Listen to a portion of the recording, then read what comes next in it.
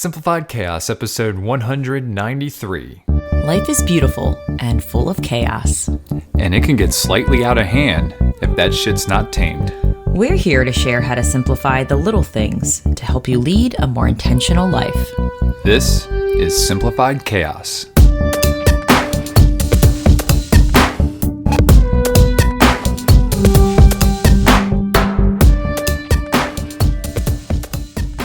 Hey everybody, welcome back to Simplified Chaos. This is Jillian, and I'm with my co-host and husband, Nicholas. What's going on, folks? I love it when you sing my name. It's poor. I don't even know if I call that singing. Yeah, maybe it was like moaning or something. I don't know. It was in between a moan and a sing. I don't know what that's called. Yeah.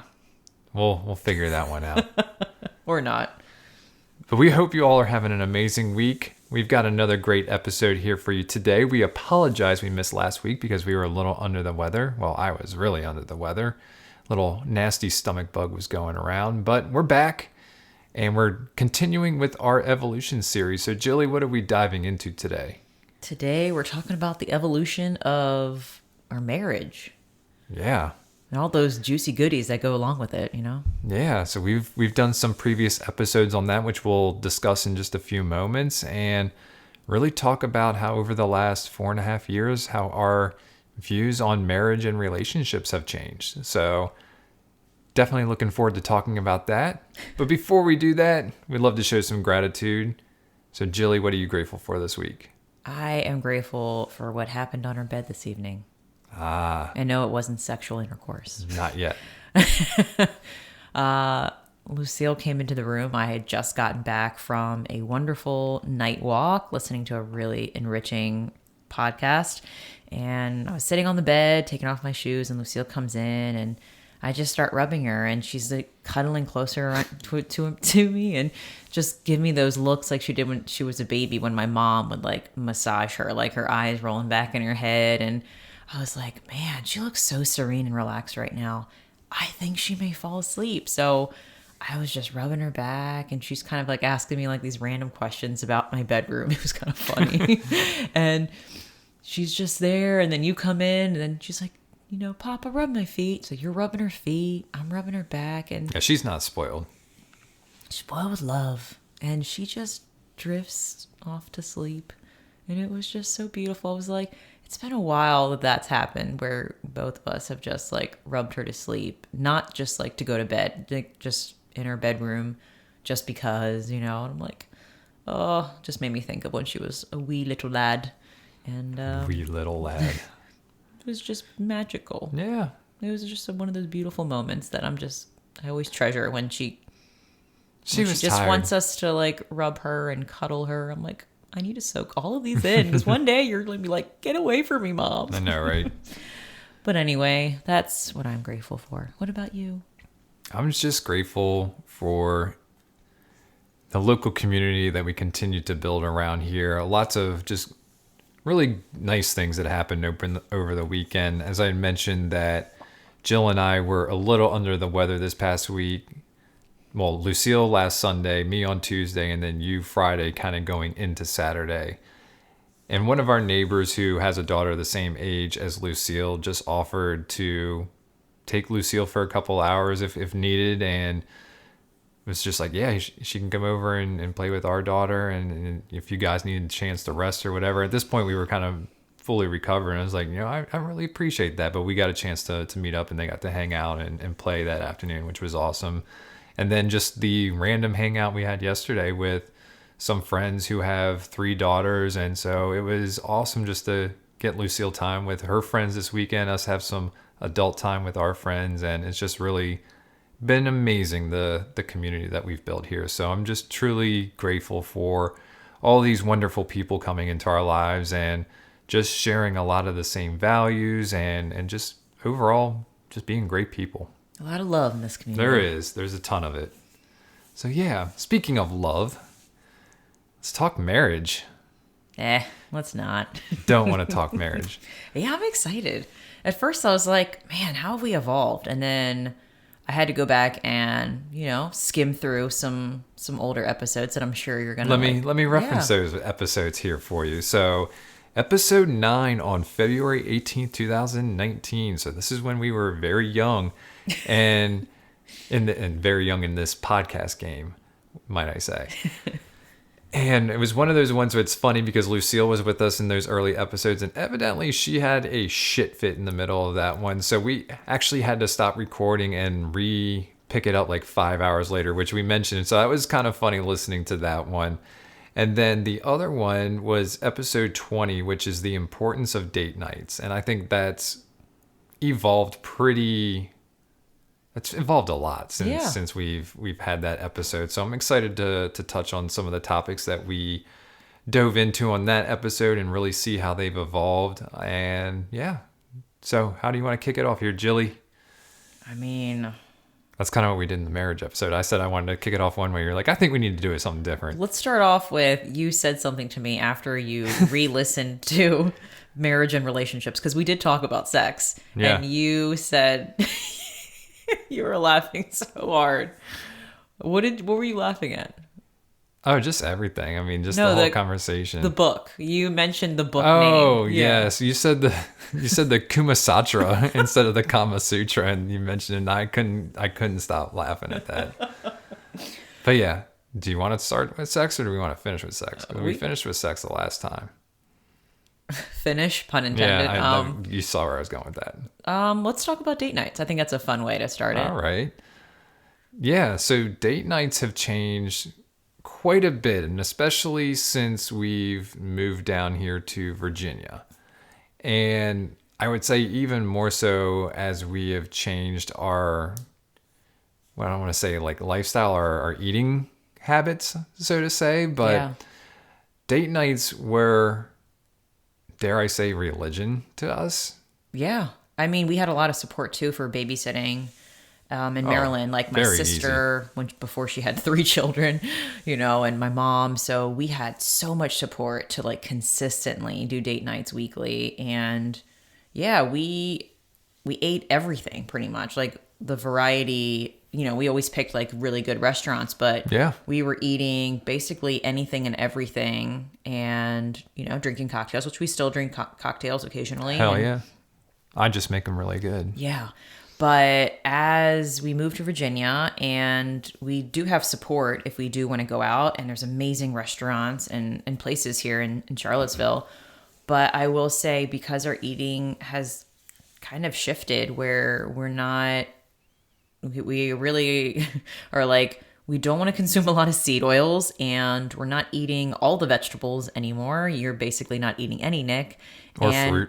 Or fruit, and or bread. Well, all really, that stuff seems to be out when you go out and get a meal. It is. And I still consume a little variety of all the things, like really good sourdough, really good meat, depends on the vegetables. But it kind of lost its, I don't know, its shimmer in a way, because it wasn't like we wanted to go out and try and do all the things. And we still are pretty adventurous. Like, definitely. I mean, you'll eat any kind of meat or anything involving like meat, basically. Meat's going to be the word I use. We're all about, like, when we go out, like finding a really good steak tartare, like we get really hyped up about now. So it's oysters. There's certain things that I just won't do here at the house that we need to go out and have a good time. Yeah. And oysters is definitely one of those things. But I found myself just really comparing to my cooking. And I'm not to say that I'm a great cook, but... No, you're a great cook. Thank you. Like, you cook meat. You're like... I'm exceptional at cooking meat. You're becoming an expert, in my opinion, because I'll go out and eat shrimp, or I'll eat a burger or a steak, and I'm like, fuck, Nick, like... I really think you make it better. And that speaks like volumes on like, well, why are we still going out as much? Like, it kind of had us going down this rabbit hole of, is the purpose of date nights to go out to restaurants now, or is the purpose of date nights to have a good meal? And doesn't matter where we are, but as long as we're still having time together and creating that space to have conversation and connect. And that's kind of what we've been doing a lot more at the house. You'll make some really good cocktails, or have like a really good glass of wine, You'll make some really good food. I feel like I'm not even part of this family anymore when it comes to cooking. I'm like, what do I cook now? Like, I make eggs and crock pot beef, but like, you are like the king chef, I would say. Like, you make a lot of our dinners now, which is You did it for amazing. such a long time, so now it's my turn to And you're really to do excited that. about it, which is, Yeah. I'm excited for you. And it's been really nice. We have, I mean, a lot of fucking good meals at home now. We do. But I think, date nights when we talked about it in the last podcast, it was definitely like, the food has the whole place in it, the cocktails and all that stuff, but it was more about getting away and you and I having conversations, adult time together and whatnot. But I feel like Lucille is such an independent person that we still get that time in our meals in the evening, because Lucille may choose to sit down and eat with us, or she might not be in the mood to eat at that point, and she may start playing her little games, or playing kitchen or something like that. And so we still get that time. But even now, like if a neighbor wanted to watch Lucille, and that's happened before, I was like, I'd much rather kind of prepare the meal at home and have a date night in. We've got the patio now that we just finally got installed last fall that we really haven't had an opportunity to take advantage of yet because it's been wintertime. But like, we want to really make that spot our own, put some nice little lighting out there, and we can give it the whole restaurant vibe without there needing to be the restaurant. So And I was just telling you, like, our next, like, I don't know, intention with cooking is like, we need a master steak tartare, because I feel like once we do that, then it's challenge really, is accepted. it's really going to bring upscale the place. Like, man, this place just went from 4 stars to 5 stars. That's We're going right. for Michelin. That's right. Yeah, But- the cocktail game is on point here, and the meat game is on point. Now we just need to get it to that fancy shit. I will say that when we do have space to, like, when it's just you and me, and it doesn't have to be a so-called date night, it could be just like time together in the car, like maybe Lucille's sleeping, or just going on like a day date somewhere, like going on a coffee run, like if we happen to be in Maryland and have support and like someone's with Lucille. I feel like our conversations do go to a deeper level when we are They do. away from Lucille. And I Yes. do see the benefit in still making that a priority. Is it going to happen weekly? No. Nope. Like before, it was like weekly all the time, every day, But Yeah. now it's just kind of like looking at our schedule and ebbing and flowing with like, all right, I see this opportunity, we have support, and we hop on it. It's not like we're like, I don't know. It's like, no, like my mom wants to watch her, or, we're going to be going to Baltimore soon to dog sit for a friend, and my mom wants to have her a night. It's like we take full advantage and see those opportunities and seize them for that one-on-one time, where it just helps us go a little bit deeper than we would if we were at the house, with Lucille. Yeah, but that's exactly it. Like, we're still making time for ourselves. We still take advantage of the time, by ourselves, for date nights, and whether that's in or out. And the other nice thing is, like, inflation's a bitch, so we're not spending as much money out, which gives us more opportunity to spend more money on groceries or other fun family things. And I noticed that it only takes like a few tweaks to really like get the mood. It's like you have a really nice candle, you light it, and then you just set the mood with some really cool jams. Yeah, and then we put it's on just some like jazztronica and Yeah. some lo-fi. Like, there's a feel lot like of good shit out there. it just really like ups Chill the hop. vibe. Goodness gracious, I got so many awesome genres now that just like never even heard of this shit before, and I'm like, yeah, now it's like we're definitely in fancy restaurant territory. Yeah, so I feel like I'm not really missing the aesthetic so much. It's just like I mean, Nick's basically my waiter cooking my meal and serving it to me, so I get that vibe too. But it just feels really good, and it's And bartender. and bartender. You're just like the do it all. People are gonna be like, Nick, can we hire you for our next date night? I'd be happy to do that. Oh, there you go. Travel to different people's homes and just make meat and drinks. Man, meat and drinks. Mabe, you might have a side hustle here. I mean, yeah. Let's think this one out. Don't everybody else take it. Anyways, all right. No, I think that's all I got really on date nights. I think it definitely looks a little bit different, but ultimately we still have those same deep conversations, and I think that's a good segue, is like talking about communication. Like, that's always been a huge part, and that was something that we really talked about. And I don't think things have really evolved like too much in that sense, because we've always been really good about communicating. I think we've gotten better over the years, and I think we challenge each other to open up a little bit more. Even so, 4 years ago, and then we were where we are now. We have a daughter who's 4.5, so that's completely different than a 9-month old. So we need to communicate like how we're feeling, and do we need somebody to tag in there. One of the things we did talk about was like tag teaming, and like say, hey, you're it, hey, you're it. And we kind of still have that down. Like we know when to tell each other, or we even can see when somebody needs a break. Yeah. Which is a good thing. Is like we're able to see those things and anticipate those things. But at the same time, we both have told each other not to be shy about saying, hey, I need to step outside and take a walk right now, or whatever. And ultimately that helps us become and be better parents when we're around Lucille, and better partners to each other. Well, yeah, and I think communication has led to us being really transparent on what our needs are and how much space we need for ourselves.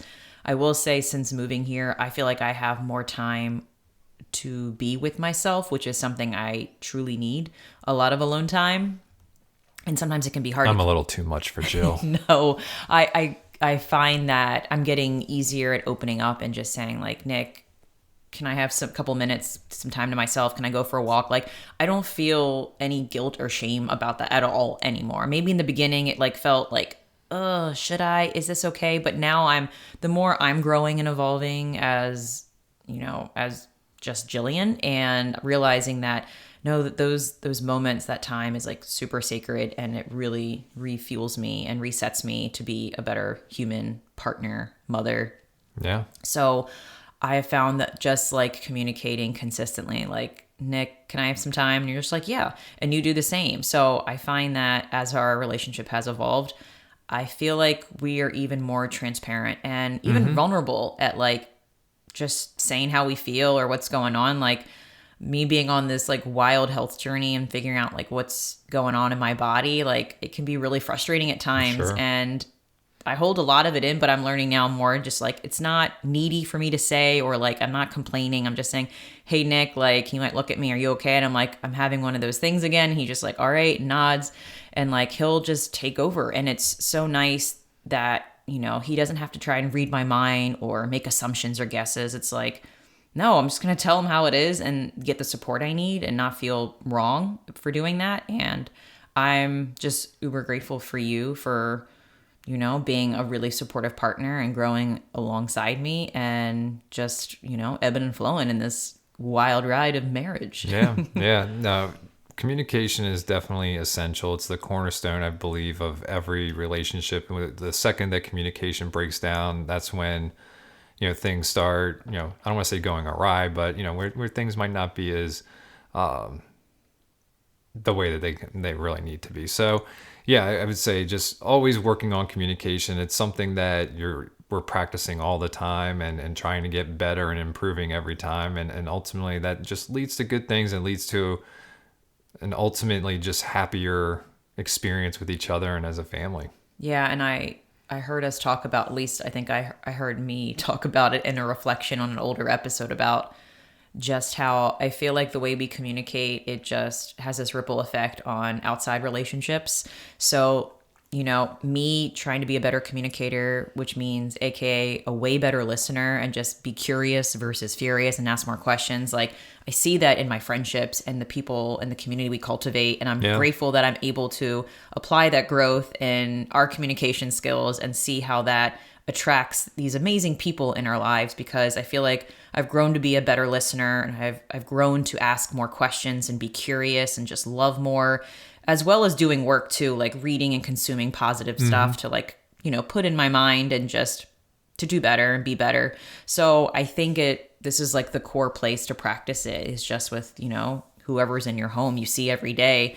I mean, those are like the main game players in your life that are going to teach you so much about yourself. And I have so much to learn, and we're always changing. So I'm going to be learning alongside you for the rest of my life. Well, and that's the thing, like we're supportive of each other, and to do that, and we want to make sure that we're all succeeding. So like it's good to practice. Like, we can give you honest feedback and hopefully not feel judged about it. Like, Yeah. because we've got this just deep relationship, and, we've broken down those barriers. And so, yeah, I mean, I think it's one of those things where you can do that, and then it should help you be more confident with other people. Yeah. I mean, when I think about those barriers, I'm like, I feel like I've told you it all. Like, You're an open book. all the gray like that happens with my body. I'm like, hey, Nick, I haven't like pooped in 3 days, and now I'm just like, it is what it is. Like, it's Sure. part of our human body. Like, we talk about what's going on and like how we're functioning, and because it's all connected, Well, it right? impacts your mood and everything. Right. So, yeah, I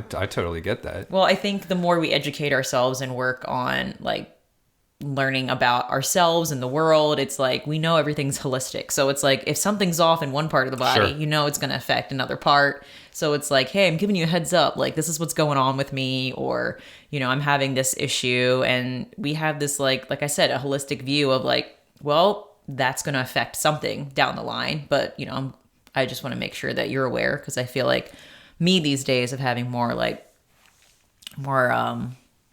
just extra bumps in the road to like pivot me and empower me in beautiful ways. I know they're coming. Yeah. But yeah, so communication, has led to a lot of beautiful evolution, I think. Absolutely. Ooh. I got something going on there. I don't know what that was all about. It sounded like there was like a frog in your throat. Yeah. We're going to have a Jill laughing fit here for a few minutes. If people are listening, like, they know I laugh. Like, I laugh a lot. And Laughter's good. at first I'm like, do I laugh too much? And I'm like, yeah, fuck it. I just can't help. You make me laugh, and I giggle a lot. So people are just expecting it. Like, Jill laughs. So, that's me. It's when you don't laugh. And then you go back and listen to the podcast, and then you laugh at something I say. Oh. That's when I get upset. Okay. I'm sorry I hurt your feelings. It's okay. It doesn't happen anymore because you're listening better now. I am, aren't I? You are. Thanks, babe. You got it. All right. What's next? I mean, do we talk about intimacy? We can talk about that. Or is there something before that you want to? I think there was one more thing. There was one thing that we talked about a lot on the marriage podcast that has changed actually pretty drastically. And it's something that we've talked about on this podcast a lot, but work situations. And work situations change. And we talked a little bit about that period where the roles kind of shifted, where I was in that job and wasn't getting paid. So Mama was bringing in the bread. Yeah. So Jill wasn't bringing in the bread, and it was just one of those interesting experiences. But that was another kind of communication thing that we sorted out. You'll have to go back and listen to that episode to talk about that. But the roles have, we're both working again, and then now the roles have shifted even more, and now we moved down to Virginia so that ultimately we can homeschool or unschool Lucille. You retired from teaching and have been dabbling into a lot of different things, keeping very busy with our daughter. But, ultimately, those roles have just ebbed and flowed, and we've made it work no matter which way it has. But, it's also kind of going back to the communication and just, how we're a unit and functioning in a lot of different areas, where there's one area that somebody's doing, another person's picking up another area. And that's not just with jobs, but it's with like household chores, finances, and all those things. Like, it's kind of one of those things where it's pass the baton if need to be. And it's just been one of those things where it just works very seamlessly. Yeah, well, I think I think we had a date night when we were in Delaware visiting your parents, and we had a really good, deep conversation. Yeah. Probably because of the cocktails. Just about our roles and the change that it's had, and kind of like a check-in. I was just basically telling you that, like, I feel really good not working full-time. Like, I feel really at home, pun intended, like at home, just being the homemaker and being with Lucille and being the nurturer and, the educator and her guide, and like dabbling in fun creative projects. But it just feels like really good for me to be where I am.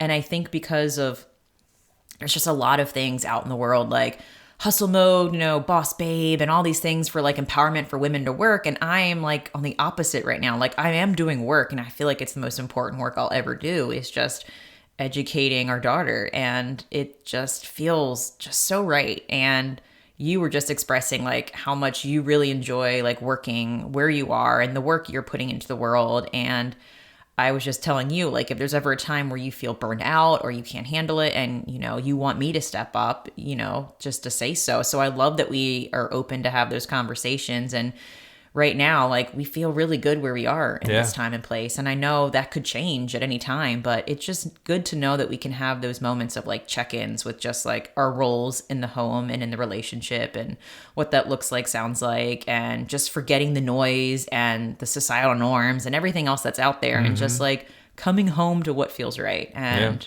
I mean, that's the whole journey of this. I feel like our podcast is just to do what feels intentionally like right for us. And it's been beautiful so far. Yeah, we're going to do what we need to do when what's best for our family, for each other, no matter what. So, yeah, we're always communicating and just checking in and making sure that everything's all good because we can pivot and we have pivoted. Yeah.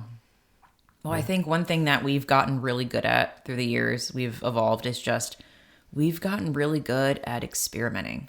Yeah. I think the more and more we're together, we lose more and more fear in what other people are thinking and judgments.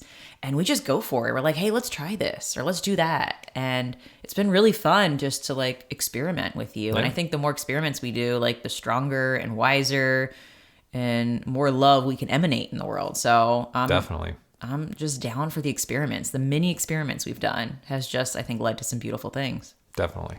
Agreed. All right. Now you ready to get it on? Intimacy. Yeah. Well, so you listened to that one. I'm trying to remember. We had like a sex night, didn't we, back in the day? It was like hump day, didn't we? We used to do hump day, like every Wednesday we would have sex. Right? Oh yeah, that was definitely one of those things where it was like on the calendar. We talked a lot about, you were 9 months postpartum at that point. So you were still kind of getting back into the swing of things and whatnot. And there's a couple of things that you had mentioned that I'm curious to see now if they've changed. Oh, gosh. And one of them has changed. The lube situation. We'll start with the funny stuff. Oh, yeah. You were all about it. Yeah. Well, I feel like living in a home, there was co-living. There's a lot of people, a lot of things going on. I was working full time.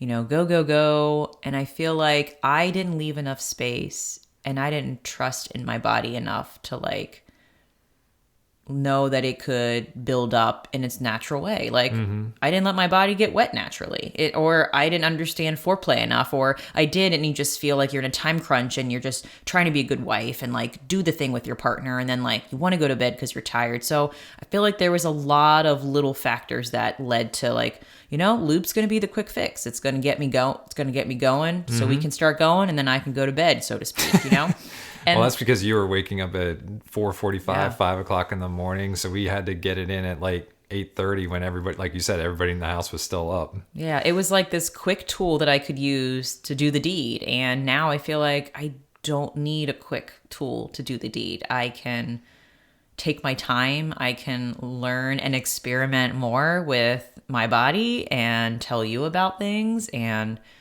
like we said, try new things that I haven't thought about in a long time. I think I was telling Nick that I think I forgot just how good foreplay was. Like I just think about high school, like the whole build up, like when you're with somebody, like it's just like, it's just, you're just doing, I don't want to say dry rubbing because usually it doesn't end up dry, but like you're rubbing on top of each other and you're just touching and just a lot of like rubbing, and it was just like so intense. And I'm like, Nick, how do I get that back? And it was just, we've just done things like that to like get the intimacy back. And I've been better communicating to you openly about like, touch me here, try this. Yep. And I think it also helps that I've been reading some some really raunchy The novels. Kumasatra? No. But I read that one, a couple of erotic novels that I was like, man, I'm getting like so turned on by these words. And I'm like, Nick, like, can you use some words? Can you try this? Just, like, Not one for talking. I know. And it's weird. Like, you say just enough, but I'm like, can you try this? Can you pinch this, grab this? And I'm just looking at it in a different light. And I heard this amazing podcast about how much natural healing happens during intimacy, not only with your partner, but also when you do it solo. So I see it as like part of this holistic view of a relationship, how that only helps us get stronger, as well as the closer that we are intimately, how that affects everything else in our life as well. And it's been fun. Yeah. It's been really fun. One of the things that it still holds true is that I'm ready to go at a drop of a hat. Like, whenever. Like, right now, let's do it. But one of the things you mentioned, and again, at the time, it was a little bit different, that it was almost a chore. Do you still feel that way? No. And I said why. It's because it yeah. was just so much on my plate. But now I feel like I have much better balance in my life, which is what I wrote in my journal 3 years ago. I want more balance, and it's here. Yeah. And I'm so grateful to have space and grace for our relationship, for time for that. And Certainly.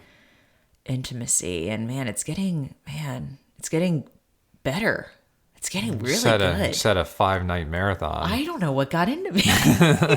I'll tell you what did. Oh, and I think that's another thing. Like, I've been educating myself more in my cycles and my hormones and what that tells me. And I talk about that with Nick, and I'm like, man, this is the stage, Nick, where like, get your freak on. So it's fun to see that connection as well with my mood and energy and levels, and just to apply that and have some fun. Yeah. I think it's most important, just to have fun. It doesn't feel like work anymore. It did a little bit, I will admit. Like, it did feel like a chore. And now we were scheduling it, and that was part of our advice is like, if you're having trouble making time for it, just schedule it and then hold to it. But then that could potentially lead to performance, like it's like, okay, I've got to do this now, and like I really don't feel like it right now, and like just being on autopilot and not really feeling, do I really want to do this? Like, is it gonna make me happy at this point?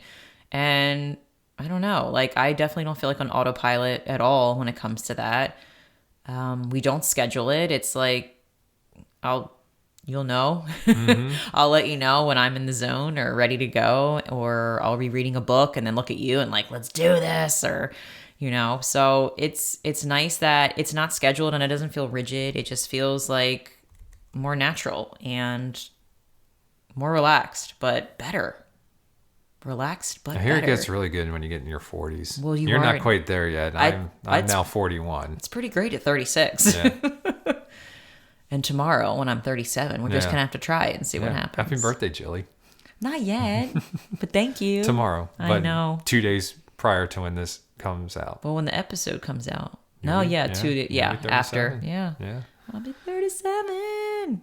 It's so weird to say that out loud. 37. Yep. Just gets better and better. I'm telling you. I believe you, Nick. I do. Yeah. All right. Anything else on intimacy or marriage or anything? Besides nipple tweaking? No, I think we're good. Okay, cool. That's going to happen later. Yeah. Well, before I tweak your nipples, how about some resources for our listeners? All right. I found this good blog post. It was about intimacy and love. And I just want to read this little excerpt. It says, intimacy is not something that just happens between two people. It is a way of being alive. At every moment, we are choosing either to reveal ourselves or to protect ourselves, to value ourselves or to diminish ourselves, to tell the truth or to hide, to dive into life or to avoid it. Intimacy is making the choice to be connected to rather than isolated from our deepest truth at that moment. I like it. I did too. It really rang. Like, I feel like sometimes we don't really think about intimacy as like a pillar of health. And I am like a full believer after learning more about intimacy, about how it is totally part of our well-being and that view of like what makes us have I don't know, vitality, energy, have feelings of purpose and meaning in the life. So I think intimacy is that one that I think people may put on the back burner and don't really realize chemically and like biologically like how powerful it really is. So it's really fun to learn about that stuff. It definitely is. And I'm excited to learn more. With that. Yeah. Yeah. Absolutely. Always evolving. Always evolving. See what I did there? All right, Jillian, how about your quote of the day? The quote of the day is by Bell Hooks. Living simple makes loving simple. Thought that was pretty applicable. I dig it. Yeah. All right. And your take action challenge is? I had just like, don't be afraid to experiment with each other. Like, have some fun. Yeah. Like, I feel like experiment leads to so much growth and really cool evolvement. So, like, agreed. Experiment. Have fun. Well done, Jilly. All right, folks. Well, that's going to do it for today's episode. If you like this episode, please do us a favor and help us spread the message. You can do this by writing a review or simply by sharing this episode with a friend. And remember, sharing sparks a conversation, conversation leads to action, and action's how we're able to live a happy and intentional as hell lifestyle. We want to thank you all for listening today, and we will see you again next week. See y'all later.